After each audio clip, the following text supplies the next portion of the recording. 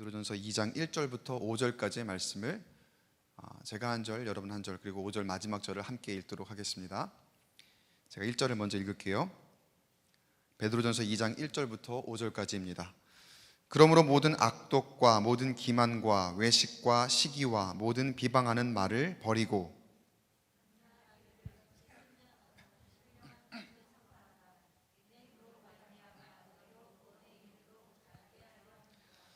너희가 주의 인자하심을 맛보았으면 그리하라.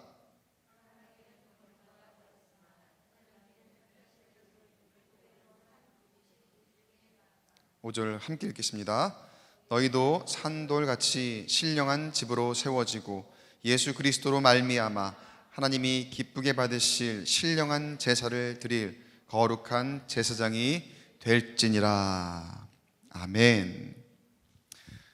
성도됨을 기억하라 제목으로 하나님 말씀을 함께 나누도록 하겠습니다. 몇 년 전에 제가 너무 좋아하던 목사님이 별세하셨습니다. 유진 피터슨 목사님, 여러분도 잘 아시죠? 그리고 많이 좋아하실 겁니다. 참 많은 일들을 하셨고 목회뿐만 아니라 작가로 또 교수로 또 우리가 여러분 잘 아시는 그 또 메시지 성경이 있죠. 메시지 성경 전체를 쉽게 우리가 읽을 수 있도록 번역한 그런 목사님이시죠. 사람들은 제가 방금 말씀드렸던 것처럼 목사로 기억하기도 하고 누군가는 교수로 기억하기도 하고 누군가는 그 작가로 또 누군가는 메시지 성경을 기억하기도 합니다. 그런데 그의 자서전을 한번 제가 읽은 기회가 있습니다. 그 자서전의 제목이 더 패스터예요. 그 자서전의 그 제목 자체가 목사라고 하는 그런 타이틀이 붙여진 그 책인데 거기에 이런 고백이 담겨 있는 거를 제가 본 적이 있습니다. 많은 이름으로 자신이 사람들에게 기억되고 있지만 자신이 가장 행복할 때는 사람들이 자기를 목사로 불러줄 때. 다른 것 수식어가 많이 있습니다.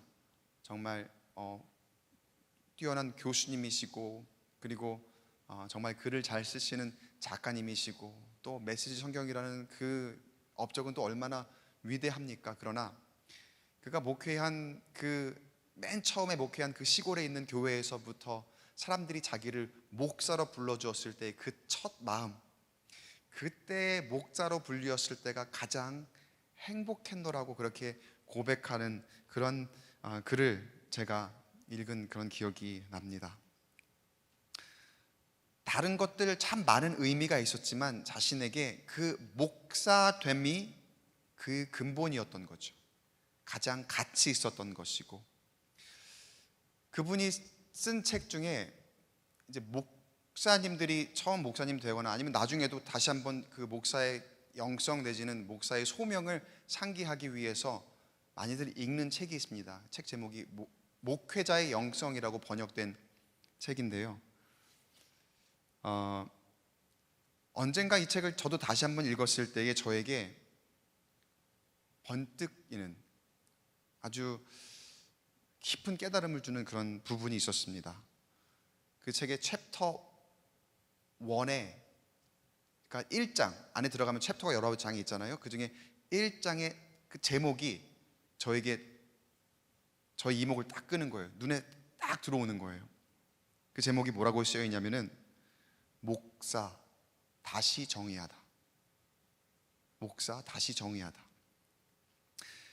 그 챕터를 이렇게 시작을 합니다. 잘 들어보세요. 건강한 명사에는 형용사가 필요 없다.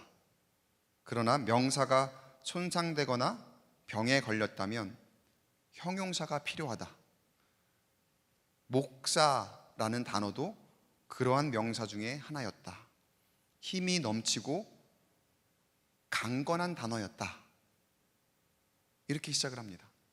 근데 지금 제가 읽은 이 책의 내용을 보면 여러분 특이한 점이 있죠. 시제가 어떻습니까? 다 였다. 과거형이에요.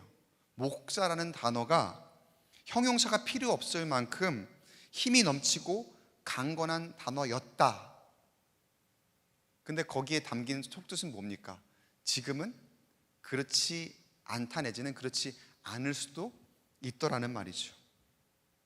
한번 여러분 여쭤볼게요. 여러분에게 목사의 이미지는 어떻습니까? 물론 광교 꿈의 교회 안에서는 여러분의 목사에 대한 이미지가 너무 좋죠? 별로 반응을 안 하시네요. 목사의 이미지 여러분이 한번 다시 생각해 보셨으면 좋겠어요. 근데 부끄러운 이야기지만 우리 교회는 안 그럴 줄 믿습니다. 그런데 세상에서 바라보는 목사, 그리고 또 목사님들이 얼마나 많습니까?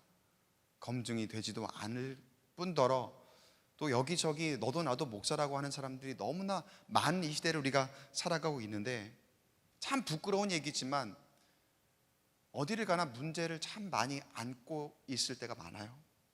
물론 문제 없는 사람 없다고 하지만, 목사도 사람이니까 문제가 있을 수 있지 않느냐 그렇게 얘기하지만, 목사라면 그렇게 하지 않아야 하는 때도 오히려 세상보다 더 할 때가 참 많이 있어요. 너무나도 부끄러운 현실이고 그런 목사의 모습의 단면입니다. 유진 피터슨 목사님이 그 책에서, 그 목회자의 영성이라는 이 책에서 이 목사라는 단어에 재활이 필요하다 이렇게 설명을 하더라고요. 그래서 몇 가지 재활을 위한 형용사를 그 책에서는 제안을 합니다. 너무 구체적인 얘기는 제가 할 수는 없고요. 목사 얘기하시는구나. 그러니까 우리 얘기는 아니겠네. 이게 방심하지 마세요. 제가 이 책의 내용을 읽으면서 깨달으면서 더 깊이 생각하게 된 한 부분이 무엇이냐? 우리는 여기서는 목사를 이야기하고 있지만 가만 보니까 참 우리가 신앙생활을 하는 중에 다시 정의할 것들이 굉장히 많이 있더라고요. 교회 안에서 신앙생활을 하는 중에 어떤 단어를 우리가 제시했을 때에 그게 원래 그런 뜻이야? 원래 우리가 신앙생활을 하는 의미가 이런 거야? 근데 지금 현실을 보면은 너무나도 그 원래의 뜻과 본질과는 다른 모습의 신앙생활과 교회의 모습, 예배의 모습, 그럴 때가 참 많이 있더라고요. 원래는 너무나 힘이 있는 단어들이었는데, 목사처럼 그 목사 하나의 단어만으로 그냥 힘이 있고 강건한 모습인데, 지금 현실의 모습은 힘을 다 잃어버리고 너무나 변질되어서 이거 다시 정의해야 되겠다, 그냥 이대로는 안 되겠다 라고 그렇게 재활이 필요한 단어들이 참 많이 있더라고요. 그 중에 하나 제가 오늘 제시해 드리고 싶은 것이, 목사 얘기는 여기까지 하고요, 여러분들에게 제가 얘기를 드려야 되는 거니까 무엇일까요? 힌트는 설교의 제목에 있습니다. 성도라는 단어입니다. 성도라는 단어, 이 단어를 우리가 한번 다시 정의해 볼 필요가 있겠다라는 그런 생각이 들었어요. 여러분, 성도라는 단어 여러분에게는 어떻게 쓰이고 있습니까? 우리가 지금 현실로 교회에서 신앙생활하고 있을 때 성도라는 단어는 어떻게 쓰이고 있고, 여러분은 그 성도라는 단어 안에 어떠한 의미를 부여하고 있습니까? 제가 한번 예를 들어볼까요? 우리가 평소에 성도라는 단어를 어떻게 쓰고 있는지. 저기 있잖아, 저분이 내가 본 것 같기도 하고 안 본 것 같기도 한데, 권사님, 저분이 뭐야? 직분이 뭐야? 집사야? 권사야? 전에 교회에서 있다 왔대는데 거기서 뭐였대? 그러면 이렇게 대답할 때가 있어요. 아니야, 아무것도 아니야, 그냥 성도야. 그렇게 얘기할 때 있죠. 그냥 성도면 성도지 그냥 성도예요. 그러니까 아무것도 아니야, 그냥 성도야. 성도의 의미가 우리에게 어떻게 다가오고 있냐면요, 집사, 권사, 장로보다 아직 신앙적으로 좀 덜 성숙한 사람, 아직 교회 안에서 제대로 정착하지 못했고 교회 안에 직제에서 좀 낮은 등급, 제일 낮은 등급에 있는 그런 사람들의 그런 정도로 우리가 부르는 경향. 그래서 아직 훈련 더 받아야 이제 직분 받아야 되는 사람, 집사, 권사 되려면 시간이 더 많이 필요한 사람, 그런 정도로 우리가 여기고 있지는 않습니까? 그러나 여러분 기억하시기 바랍니다. 그리스도인이라면은 우리가 여러분 다 집사지만 권사지만 장로지만 그리스도인이라면 그 모든 직분 이전에 우리는 모두 성도임을 기억하시기 바랍니다. 혹시 아닌데? 나는 집사인데요? 나는 권사인데요? 장로인데요? 혹시 기분 나쁘신 분이 있을지 모르겠어요. 아니 왜 제가 성도입니까? 아니 그 직분 이전에 우리가 모두 다 성도로 통칭될 수 있다는 거예요. 직분 받기 전에 기초 단계로 얘기하는 것이 아니라 우리 모두는 그 직분 이전에 다 성도라는 거예요. 제가 지금 드리는 말씀을 여러분이 들으시면 이제 제가 성도의 의미를 다시 한번 말씀드리면 아마 기분이 조금 풀리실 수도 있을 거예요. 원래 성도는 어떤 의미를 가진 단어일까? 사실 성도라는 단어도 아까 목사가 원래 그 자체로 힘이 있고 강건한 단어였던 것처럼 성도도 굳이 수식어가 필요 없어요. 앞에 형용사가 붙을 필요 없이 그 자체로 빛나는 단어입니다. 사전적 의미만 봐도 그렇습니다. 사전적 의미를 한번 보면은요, 화면을 한번 보세요. 성도 뭡니까? 영어로 뭡니까? Saint예요, Saint. Saint가 아무나 됩니까, 사실? 근데 성도가 원래 Saint라니까요. 그리스도를 믿고 하나님의 자녀가 되어 속된 세상에서 거룩한 하나님의 공동체 일원으로 부름받은 자들. 여러분, 이게 성도예요. 이 한마디로 사실은 너무나 거룩한 의미가 담겨 있고 그거 하나로 어떤 다른 수식어가 필요 없을 만큼, 여러분 히브리어를 보세요. 히브리어 카도시라는 단어가 있는데 그 카도시의 뜻이 구분된 자, 성별된 자, 거룩한 자고요. 헬라어로 하기오스가 이 동사인데 거룩하다라는 뜻이에요. 거룩하다는 뜻. 성도가 어원이 바로 카도시, 하기오스, 여기서 나온 겁니다. 그 성도라는 단어 자체로 구분된 자, 성별된 자, 거룩한 자라는 뜻이 있는 그러한 단어라는 거예요. 베드로전서 1장 16절에 이렇게 기록합니다. 기록되었을 때 내가 거룩하니 너희도 거룩할지어다 하셨느니라. 하나님께서 우리를 부르신 그 모양이, 그의 백성의 모양이 사실은 다른 것 다 우리가 잊기 이전에 제일 먼저 뭐였다? 바로 성도였다는 거예요. 거룩하게 구별된 자, 그렇게 부름받은 사람들. 여러분이 그런 사람들이라는 거예요. 직분 받기 이전에, 직분 이전에 모두 다 성도였을 때 여러분이 그런 사람들이라는 거예요. 그런데 우리가 주로 성도라는 단어 앞에 이제는 형용사를 붙여야 될 수밖에 없는 그러한 시대가 됐습니다. 교회의 현실의 모습이 됐어요. 예수 믿는 성도, 뭐 거룩한 성도, 성도 안에 이미 그 단어가 다 들어있는데, 그 뜻이 담겨 있는데 우리는 성도라고 하기에 성도만으로 불충분하니까 예수 믿는 성도라고 하고 거룩한 성도라고 하고 하나님의 자녀된 성도 이렇게 꼭 붙여야지만 우리가 알아듣는 그런 단어가 되어버렸다는 거예요. 사실은 이런 수식어가 다 필요 없을 만큼 너무나도 빛나는 단어인데 우리 안에서 그 성도는 너무나 그 의미가 많이 퇴색되어 버렸습니다.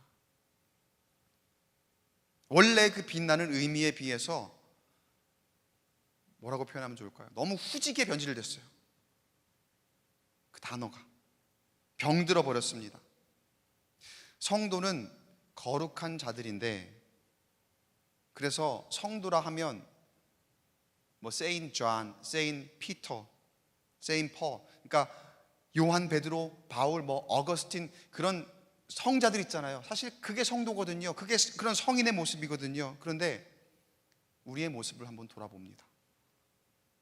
내가 집사가 되었어도, 권사가 되었어도, 장로가 되었어도 과연 나의 모습이 원래의 성도의 그 뜻과 가까이 가 있는지 우리 자신의 모습을 한번 돌아볼 필요가 있다는 거예요. 성도가 그러한 가치를 가지고 있음에도 그러한 모습은 온데간데 없고, 우리가 교회를 자랑하는 사람이 되어야 되는데 어떨 때는 자랑하다가 어떨 때는 교회를 굉장히 부끄러워하는 그런 모습일 때가 있죠.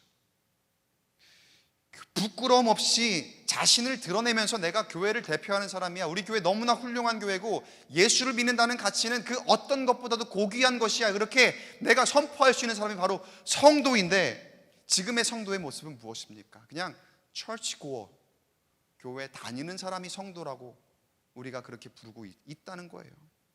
그냥 등록 한 번 하고 한 번도 안 나와도 교적에는 뭐라고 되어 있는지 아세요? 성도라고 되어 있어요. 직분 없으면 그냥 성도예요. 그게 우리의 현실이라는 거예요. 한번 전화를 해보면은요, 성도님이에요. 전화를 해보면은요, 뭐 이런 표현을 쓰시는 분이 많지는 않습니다. 그런데 굉장히 유치하게, 나는 교회 이제 끊었어요, 교회 안 나가요. 뭐 교회가 수영장입니까? 교회가 학원입니까? 끊게. 교회 이제 안 나갑니다라고 그렇게 표현을 하시는 그런 분들. 근데 그런 분들도 떡하니 교적을 보면 뭐라고 돼 있다고요? 성도라고 돼 있다는 거예요. 뭐가 문제일까요? 우리 신앙의 큰 그림 안에 문제가 있습니다. 현대 기독교인들의 마음가짐 자체에 문제가 있어요. 우리가 교인된 삶을 살아가면서도 성도된 삶을 살아가야 함에도 불구하고 우리에게 어떤 문제가 있는 줄 아십니까? 세상에 섞여 살아가다 보면서 세상과 너무 쉽게 타협합니다. 세상의 유혹에 너무나 쉽게 넘어갑니다. 물질주의와 욕심으로 인해서 우리의 성도된 삶이 거룩해야 되는데, 구별돼야 되는데 세상의 주도권을 빼앗기고 있어요. 그러니까 교회가 부끄러울 때가 있는 거예요. 그러니까 나를 감추고 싶은 성도로서의 모습을 감추고 싶을 때가 생긴다는 거예요. 그 삶에 예수가 중심이 되어야 되는데, 그래서 성도는 예수의 삶 자체가 되어야 되는데 우리가 그렇게 하지 못하고 있습니다. 어떻습니까? 예수와는 완전히 상관없는 삶을 살아가다가 주일에, 그것도 주일 전체도 아니에요, 주일 딱 예배 드리는 그 시간에만 와서, 그것도 겨우겨우 그 주일 예배 시간에 앉아있는 것으로 만족하는 그 모습이 우리의 현실이라면 과연 그 모습을 성도라고 할 수 있을까? 성도의 본질적인 의미라고 할 수 있을까? 지금까지 우리가 생각하는 모습의 성도라고 하면 맞을 겁니다. 그런데 원래의 성도의 그 고귀한 가치에 대입해 본다면은 과연 우리가 성도라고 할 수 있을까? 그만큼 우리가, 여러분, 세상과 타협하고 있다는 거예요. 그렇게 성도는 그저 믿음 약한 사람, 주일 예배만 겨우 드리는 사람, 전화해도 나 교회 이제는 안 나갈지도 몰라요 라고 그렇게 얘기하는 그런 사람, 그런 사람들, 그냥 교회 다니는 사람, 우리는 모두 성도라고 부르고 있습니다. 우리가 성도의 가치를 스스로 그렇게 깎아내리고 있는 것 같아요. 사실 여러분, 우리 성도들이 그렇게 무감각해져 가고 있는 그 가운데에서도 오히려 세상이 교회에 대한 관심을 많이 가지고 있습니다. 세상이 교회를 향해서 비난하기도 하죠. 그러나 그런 비난이 어디서 오는 것이냐 보면은 걱정하는 거예요. 우려하는 거예요. 교회란 저러면 안 되는 거 아니야? 교회라면 바른 길을 가야 되는데 교회가 세상보다 못한 모습을 보일 때가 참 많이 있으니까 교회를 향해 그런 걱정과 우려를 쏟아내며, 사실 그것도 모두 다 관심에서 오는 거거든요. 또 교회를 향해 질문을 던지기도 하고 무언가를 요청하기도 합니다. 세상에 문제가 있을 때에, 세상에 그런 어두움을 볼 때에 그 문제를 교회가 좀 해결해 줄 수는 없냐고, 교회는 이러한 상황 가운데 무엇을 할 수 있냐고, 이 어둠을 좀 밝힐 수는 없냐고, 그렇게 교회를 향해서 세상이 질문하고 요청하기도 합니다. 이 어두운 세상을 좀 밝혀달라고, 또 때로는 세상을 좀 살려달라고 교회를 향해서 SOS 신호를 보내기도 합니다. 그런데 우리가 그 역할을 잘 감당하지 못하고 있어요. 왜 그럴까요? 성도의 의미를, 성도의 그 모습을 너무나도 많이 잃어버렸기 때문에 그래요. 그러한 세상의 관심에 반응해서 어둠을 밝힐 수 있는 사람들이 바로 누가 되어야 되느냐? 다름 아닌 성도가 되어야 된다는 거예요. 누가 그들을 살릴 수 있을까요? 성도라는 거예요. 하나님으로부터 부르심을 받고 거룩하게 구별된 사람들, 바로 성도입니다. 그런 의미에서 여러분에게 한번 묻겠습니다. 여러분 성도이십니까?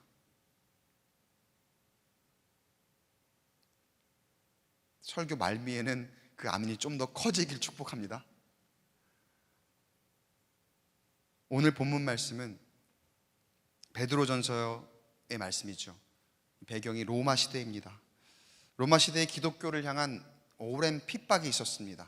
그리고 그 핍박의 시작점쯤에 이 베드로전서의 배경이 있어요. 로마의 미치광이 황제 네로가 로마 제국을 다스리면서 그리스도인들을 향한 핍박이 매우 심해졌고 그 이후로 이제 계속 지속되던 그런 시대입니다. 그 로마의 그리스도인들이 굉장히 많았어요. 얼마나 고달팠을까요? 그야말로 고난의 연속이었습니다. 그 로마에 살고 있는 그리스도인들, 암흑의 시대입니다. 그럼에도 불구하고 베드로전서를 포함한 성경의 내용을 보면은 그리스도인들의 신앙이 그 핍박과 박해 가운데서도 무너지지 않았음을 보게 됩니다. 그리고 그들이 우리가 오늘 함께 맨 처음에 그 원래의 의미로 보았던 진정한 성도의 삶을 살아가고 있더라는 거예요. 어떻게 그런 고통 가운데에서 초대교회의 기독교인들은 그들의 삶을 진정한 성도의 삶으로 살아갈 수 있었을까? 답은 하나입니다. 그런 고난이 있었어도, 그런 핍박이 있었어도 세상 가운데 타협하지 않고 예수를 따라 살았기 때문인 줄로 믿습니다. 왜 그랬을까요? 그들은 믿었기 때문에, 고난을 이기는 힘의 근원이 예수라는 것을 알았고 믿었기 때문입니다. 악한 권세를 물리치는 능력이 예수의 이름 안에 있다는 것을 믿었기 때문입니다. 그 예수의 권세로, 예수의 이름으로 고난을 이기고 승리하는 삶을 살아가는 진정한 성도들이었기 때문이에요. 여러분, 예수를 따르고 예수의 이름을 의지한다는 것은 무슨 의미입니까? 세상과 구별된다는 것. 아까 우리가 히브리어 헬라어 단어 코데시, 하기오스, 거룩의 의미입니다. 세상과는 구별되는 그런 모습. 세상은 그 세상의 방식대로 이기려고 하면은 수단과 방법을 가리지 않죠. 어떻게 해서든 이기기만 하면 된다, 그렇게 이야기하죠. 그러니까 사람들을 비방합니다. 밟고 올라서서 자신이 높아지려고 하고 겉으로 보이는 것에만 신경을 써서 그렇게 남들과 비교해서 이기려고 하죠. 그러나 베드로는 그러한 것이 정답이 될 수 없음을 알고 있습니다. 그래서 고난 가운데 있지만, 여러분, 고난 가운데 있던 그 로마 시대의 그리스도인들이 나 예수 안 믿어요, 나 예수를 증오합니다, 예수님 한번 부인하면 그 고난에서 벗어날 수 있는 사람들이거든요. 그런데 그러한 환경 가운데 있는 초대교인들을 향해서 권면하는 거예요. 베드로전서 2장 1절 2절 말씀에 그러므로 모든 악독과 모든 기만과 외식과 시기와 모든 비방하는 말을 버리고 갓난 아기들 같이 순전하고 신령한 젖을 사모하라. 이는 그로 말미암아 너희로 구원에 이르도록 자라게 하려 함이라. 세상의 가치대로 타협하면 고난 안 받아도 됩니다. 살아날 수 있습니다. 마치 그것으로 그냥 내가 편안하게 마치 구원을 얻은 것처럼 살아나는 것 같지요. 그런데 베드로는 그게 답이 아니라는 걸 알고 있어요. 그래서 이렇게 권면하는 거예요. 세상의 방법, 기만, 시기, 외식, 비방으로 아무리 그렇게 현실에서 이긴다 하더라도 그것으로 구원에 이를 수 없다는 것을 알고 있기에 그 형제들을, 고난에 빠진 그 형제들을, 그 힘들어하는 형제들을 바라보는 게 얼마나 베드로도 고통스러웠을까요? 그럼에도 불구하고 베드로가 권면하는 모양은, 그럼에도 불구하고 절대로 그 예수를 붙드는 그 마음이 흔들리면 안 된다. 세상의 가치로, 세상의 방법대로 그렇게 쉽게 타협해서 그렇게 넘어가면 안 된다. 대신에 뭘 사모하라고요? 순전함, 신령함을 사모하라. 거룩하라는 거예요. 구별되라는 거예요. 그리고 성도가 되라는 거예요. 성도가 되어라. 또 5절에서 권면하지요. 5절 말씀 우리 같이 한번 읽어보겠습니다. 시작. 너희도 산돌같이 신령한 집으로 세워지고 예수 그리스도로 말미암아 하나님이 기쁘게 받으실 신령한 제사를 드릴 거룩한 제사장이 될지니라. 아멘.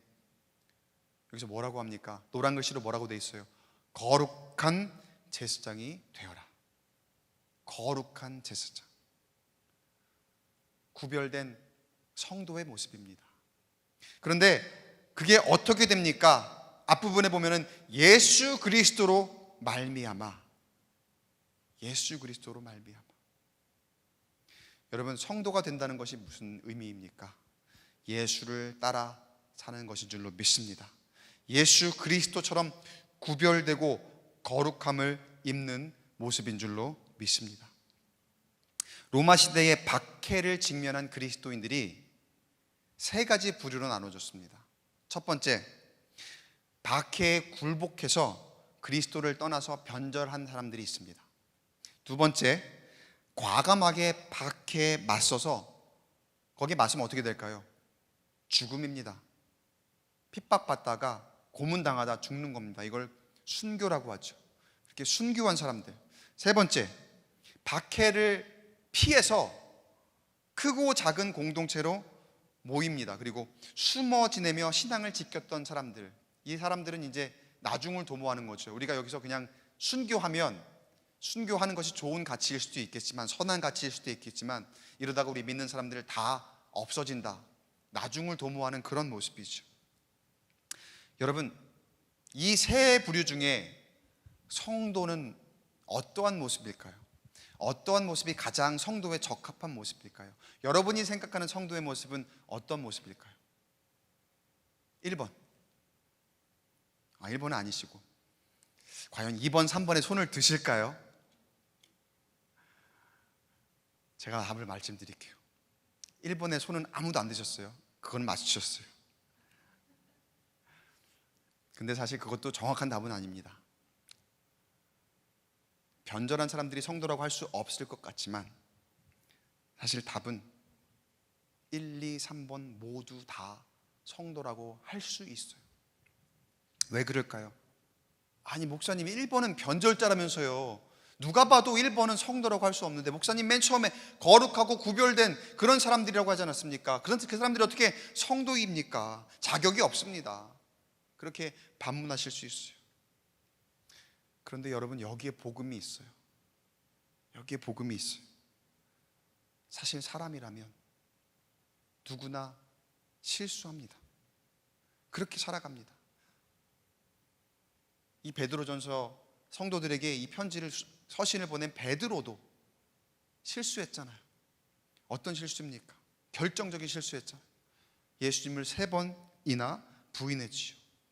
사실 우리도 세상 속에서 같은 실수를 반복하며 살아갑니다. 3번이고 4번이고 수십 번이고 예수를 부인하며 살아갈 때가 얼마나 많습니까? 세상과 타협하며 그렇게 예수를 부인하고, 내가 때때로 불리할 만하면 교회를 부끄러워하고 나는 예수를 모른다 그렇게 부인하며 살아가는 그런 모습들이 얼마나 많습니까? 그런데 우리 누구에게나 찾아올 수 있는 그 실수 때문에 내가 성도가 될 수 없다면, 내가 자격이 되지 않아서 나는 성도가 될 수 없대요 목사님, 그렇게 얘기한다면 우리가 하나님을 은혜의 하나님이라고 할 수 있을까? 아까 우리 찬양에도 고백했지만 우리 모든 것이 다 주님의 은혜입니다, 그렇게 고백했잖아요. 사실 주님의 은혜로 되지 않은 것이 아무것도 없습니다. 왜 그렇습니까? 우리는 실수투성이니까요. 내 힘으로 되는 건 아무것도 없으니까 주님의 은혜로만 우리가 살아갈 수 있다고 그렇게 고백하니까요. 여러분, 그 은혜로 말미암아 우리가 성도가 될 수 있음을 여러분 기억하시기 바랍니다. 그렇게 할 수 없다면 우리가 하나님을 은혜의 하나님이라고 고백할 수 없겠지요. 자, 그런데 여러분, 문제는 그 다음입니다. 그 실수 후에 계속해서 우리가 만약에 세상과 타협하며 예수를 부인한 상태로 살아간다면 그러면 어떨까요? 문제는 그 다음이에요. 그 실수 후에 우리가 세상과 타협해서 예수를 부인한 그 상태로 살아갈 것인가, 아니면 돌이켜서, 은혜를 입은 우리가 돌이켜서 이제는 세상에 굴복하지 않고 주님 주시는 그 승리로 이기는 자의 삶을 살아갈 것인가. 우리가 모두 실수할 수 있다고 했지요. 목사건 성도건 누구건 모두 사람이니까 실수할 수 있다고 했지요. 사랑하는 성도 여러분, 우리가 실수를 범한 상태라면 이 시간을 통해 돌이킬 수 있는 심령 되시길 간절히 축복합니다. 그래서 그간 내가 그렇지 못했다면 이제부터 진정한 성도로 거듭날 수 있게 되기를 주의 이름으로 간절히 축원합니다. 우리가 살아가는 현실의 삶을 한번 살펴봐요. 어쩌면 여기에 계시는 온라인, 오프라인에 함께 하시는 우리 성도 여러분들 중에, 목사님, 로마의 박해는요 아무것도 아니에요. 지금 내 현실을 보면은 내 지금 핍박과 내 환난과 내 고난과 내 지금 모습은요, 그거는 대할 것도, 내가 물론 경험해 보진 않았지만 그거는 대할 것도 아니에요. 그만큼 힘들다는 거죠. 그만큼 내 지금 현실이 팍팍하다는 거죠. 나 너무 힘들고 고난의 연속이라는 거죠. 그런 분들도 계실 거예요. 그에 비할 것이 아니라 하더라도 사실 여러분, 누구나 크고 작은 고난들을 가지고 살아갑니다. 그 말은 곧 우리가 고난이라 하는 것은 우리에게 피할 수 없는 현실이라는 거죠. 제가 아까 성도가 된다는 것이 예수를 따라 살아가는 것이고 구별된 것이다, 이렇게 말씀을 드렸는데, 그럼 구별된 예수님이 세상과 아주 따로 떨어져 살았습니까? 예수님이 본인 스스로가 나는 세상과 구별돼야 되니까 나는 늘 혼자 다녀야지, 나는 거룩하니까, 나는 하나님의 아들이니까 나는 세상과는 구별되어 따로 뚝 떨어져 혼자만 있어야지, 그러셨습니까? 그러려면 이 세상에 오실 이유가 없었지요. 그러지 않으셨어요. 오히려 세상 속에 거하시며 세상과 사람들과 어울리면서 지냈습니다. 그 어울리신 결과는 어떻습니까? 예수님에게 고난이 찾아왔죠. 사람들이 그를 조롱하고 비하하고 그에게 핍박하고 엄청난 고난이 예수님에게 찾아왔어요. 그러나 예수님은 그러한 가운데서도 구별된 모습을 잊지 않으셨습니다. 거룩한 모습을 잊지 않으셨습니다. 예수님도 세상 가운데 고난 당하셨지만 그 거룩한 모습을 가지고 살아가셨다는 거예요.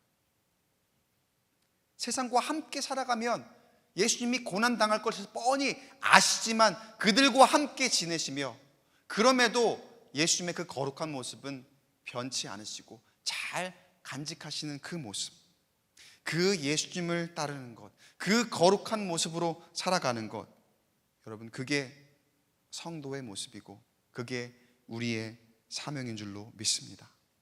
베드로전서 2장 6절 말씀에, 그러므로 너희가 이제 여러 가지 시험으로 말미암아 잠깐 근심하게 되지 않을 수 없으나 오히려 크게 기뻐하는도다. 여러분, 이게 바로 우리의 모습이에요. 우리의 현실이에요. 이러한 배경에 우리가 뿌리를 두고 살아가는 그런 성도들입니다. 예수님도 동일한 뿌리를 삶의 배경에 내리고 살아가셨습니다. 2장 4절에 보면은 예수님에 대한 설명이 있어요. 뭐라고 나옵니까? 사람에게는 버림바가 되었으나 하나님께는 택하심을 입은 보배로운 산돌이신 예수. 이 예수님께 우리가 나아가야 된다, 이런 의미죠. 예수님이 어떻다고요? 사람에게는 버림바가 되었으나 하나님께는 택하심을 입었다. 여러분, 사람에게는 버림바가 되었다, 이게 뭘 의미합니까? 고난입니다. 고난 가운데 있었어요. 그러나 하나님께는 택하심을 입었다. 이게 예수님이 끝까지 잘 취하신 자신의 모습, 세상과 타협하지 않은 구별됨, 거룩한 모습. 여러분이 이 예수님을 따르는 성도의 모습을 잘 간직하시길 축복합니다. 초대교회의 모든 성도들이 그렇게 살았습니다. 어렵고 힘들고 고되고 고통스러웠지만 사실은 그건 피할 수 없는 현실이었습니다. 그들에게 그게 현실이에요.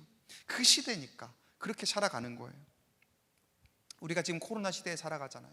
우리에겐 코로나가 현실이지 누가 그 코로나를 피할 수 있습니까?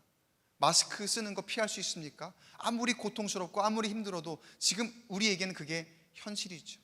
그 로마 시대에 살아가는 그 그리스도인들에게는 그것이 고난이지만 힘들지만 고통스럽지만 현실이었습니다. 그러나 주님의 부활의 능력이 그들에게 그랬던 것처럼 우리에게 이 모든 환난을, 우리에게 처한 그 현실의 환난을 이기게 하실 줄로 믿습니다. 그런데 우리는 때때로 보면은요, 이 환난이 없이, 이게 현실임에도 이 고난이 없이 그런 과정은 다 제쳐두고 예수 만나려고 하고, 고난이 없이 부활을 기대하려 하고, 아픔과 애통 없이 나는 이길 거야, 나는 승리할 거야, 그렇게 승리를 추구하는 우리의 모습일 때가 참 많이 있어요. 어떻습니까? 사실은 여러분, 예배에 나오는 것 자체가 때때로 그 자체로 고난이기도 합니다. 기도하는 시간 자체가 누군가에게는 엄청난 고난이기도 할 거예요. 과거 우리의 믿음의 선배들을 보시면 어떻습니까? 얼마나 오랜 기간 예배하고, 오랜 시간 예배하고, 또 무릎 꿇고 오랫동안 앉아서 기도하고 철야하고 그랬던 모습 있었죠. 저도 그 무릎 꿇고 뭘 하는 걸 굉장히 오랫동안 하는 걸 힘들어 하는데, 이 불편하다 못해 굉장히 고통스럽잖아요. 아프잖아요. 근데 여러분, 예배와 기도의 본질은 원래 그런 겁니다. 원래 예배와 기도를 함에 있어서 우리는 좀 불편해야 되는 게 맞는 거예요. 불편함을 감수하는 게 원래의 예배의 본질입니다. 그런데 우리의 모습을 보세요. 제대로 예배하려면 조금 힘든 것도 있고, 고난도 있고, 불편함도 있고, 또 내 상황과 현실에 맞지 않아도 내가 그 예배라는 가치를 조금 더 간직해야 되는 모습, 그럴 때 내가 조금 불이익이 있는, 세상적으로는 불이익이 있는 그런 모습도 있어야 되는데, 우리는 어떻습니까? 제대로 예배하려면 쉬운 게 아닌데, 이렇게 편하게 예배드리는 자리에 나와서 예배하는 것도 얼마나 힘들어합니까? 무슨 일이 있어서 예배 못 나가고, 어떤 개인적인 일에 예배가 밀리는 그런 모습, 세상의 일이 우선이고 그 일 때문에 예배를 지키는 것이 뒤로 밀리는 우리의 신앙생활 아닙니까? 여러분이 정말 성도다운 성도예요? 아니라고 해도 여러분, 만약에 여러분이 진짜 성도다운 성도예요? 그런데 그래서 세상과 구별되게 정말 거룩한 습관을 가진 사람들입니다, 여러분이. 그래서 예배 시간, 기도 시간, 말씀 보는 시간, 이것들을 다른 어떤 것보다 가장 먼저 우선순위로 다 정해놓았다고 가정을 해볼게요. 그러한 때에 누군가와 이제 약속을 잡아야 되는데, 그때 그분이 내가 그 시간은 기도할 시간이에요, 제가 기도하기로 정해놓은 시간입니다, 그래서 안 됩니다. 그 시간은 제가 예배에 가야 되는 시간입니다, 그래서 약속을 다른 시간으로 잡았으면 좋겠습니다. 예를 들어 정말 중요한 약속인데 내가 그 시간은 예배 때문에 안 되겠어요, 조금 다른 시간으로 예배를 잡으면 안 될까요? 만약에 여러분이 그렇게 반응했을 때에 만약에 상대방이 이렇게 나온다면 여러분 어떻게 하실까요? 기도는 좀 나중에 되지 않습니까? 예배는 좀 나중에 드려도 되지 않습니까? 지금 중요한 계약이 있는데, 우리 중요한 지금 약속이 있는데 예배는 좀 나중에 하시죠. 기도는 지금 안 해도 되잖아요, 좀 나중에 되잖아요. 그렇게 여러분이 반응을 얻는다면, 여러분이 그런 대답을 듣는다면 어떨까요? 모르긴 몰라도 많은 사람들이 예배도 그렇고 말씀 보는 시간도 그렇고 세상은 성도들의 이러한 삶에 대해서 이해하지 못할 뿐만 아니라 쉽게 포기해도 되는 것쯤 그렇게 세상은 생각합니다. 세상은 그렇게 생각할 수 있다고 쳐요. 이게 세상의 생각이니까요. 그런데 문제는 우리가 그 세상의 생각이 너무나도 쉽게 동의해버린다는 거예요. 너무나도 쉽게 타협하고 있다는 거예요. 타협하면 물론 편하지요. 그러나 타협하지 않으면 고난입니다. 내가 당장 손해를 볼 수도 있어요. 내 기도 시간 때문에, 예배 시간 때문에 중요한 약속을 내가 다른 시간으로 미루자 했을 때 약속을 잡지 못한다면 내가 손해를 볼 수도 있고 세상에 버림받을 수도 있거든요. 세상적인 풍요와 안락함, 내가 잘 살아가는 그런 모습들을 포기해야 될 때가 참 많아지거든요. 그러나 여러분, 오늘 말씀을 여러분 잘 들으셨다면 성도의 삶은 어때야 되는가? 다시 한번 기억하시기 바랍니다. 성도의 삶에서 필연적인 배경은 제가 뭐라고 말씀드렸습니까? 안락함과 편안함이 아니라 뭐라고요? 고난이라고요. 그 고난이 있어야 우리가 예수 그리스도의 부활의 영광에 참여하게 된다고요. 우리의 모습을 보세요. 어려움과 고난을 겪게 되면은 베드로가 그랬던 것처럼 모두 예수를 순식간에, 한순간에 부인할 여지를 가진 그런 연약한 사람들입니다. 우리 모두 어느 누구 하나 할 것 없이 다 그런 사람들이에요. 그런 존재들입니다. 그러나 베드로는 오늘 말씀을 듣는 우리에게 자신의 경험한 것을 선포하며 권면합니다. 비록 자신이 그렇게 연약한 존재였고 자신이 실수투성이인 존재였지만 예수 그리스도의 부활의 능력으로 거룩함을 입게 되었고 나 베드로도 성도의 삶을 살게 되었노라고 그렇게 선포합니다. 2장 6절 말씀을 다시 한번 읽어볼게요. 같이 한번 읽어보겠습니다. 시작. 그러므로 너희가 이제 여러 가지 시험으로 말미암아 잠깐 근심하게 되지 않을 수 없으나 오히려 크게 기뻐하는도다. 아멘.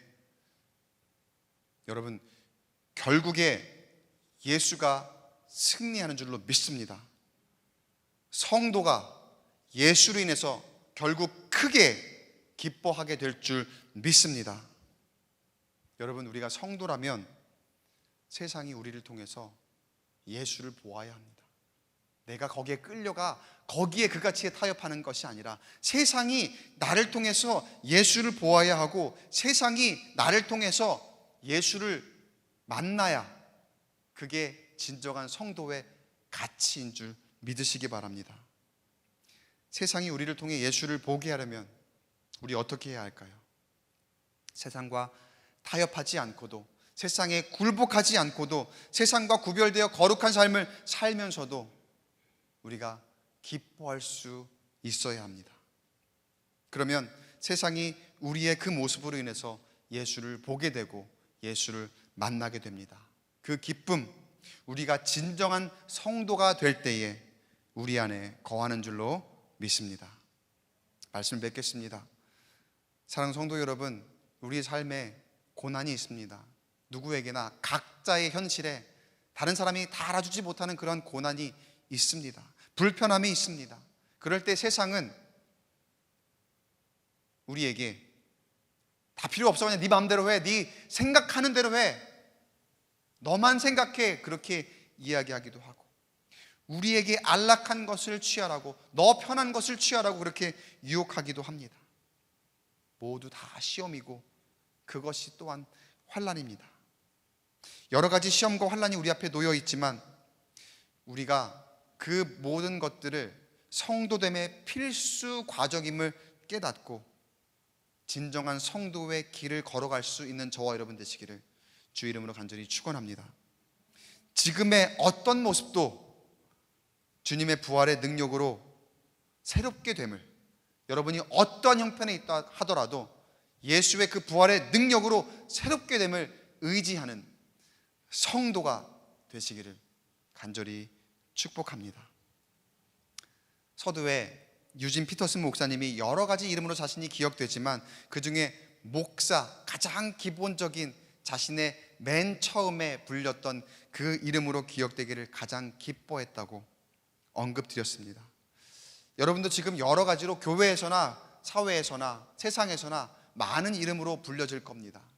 누군가는 장로님으로, 누군가는 집사님으로, 누군가는 권사님으로, 누군가는 사업을 하신다면 누군가는 뭐 대표로, 회장이나 사장이나 부장이나, 또 세상에 다른 여러 가지 이름들 다 좋습니다. 그러나 여러분, 하나님께서는 내가 어떠한 모습일 때 가장 기뻐하실까를 생각해 보세요. 하나님 앞에서 나의 모습이 거룩하게 구별된 성도의 모습, 그 모습을 하나님께서 가장 기뻐하시지 않을까요? 바라기는 수많은 이름보다도, 나를 지칭하는, 나를 가리키는 수많은 이름보다도 성도됨으로 내 삶의 의미를 찾고, 성도됨으로 나의 그 성도가 나의 근본이라 고백함으로 하나님께 영광스럽게 기억될 수 있는 사랑하는 광교 꿈의 교회 성도 여러분이 되시기를 주의 이름으로 간절히 축원합니다.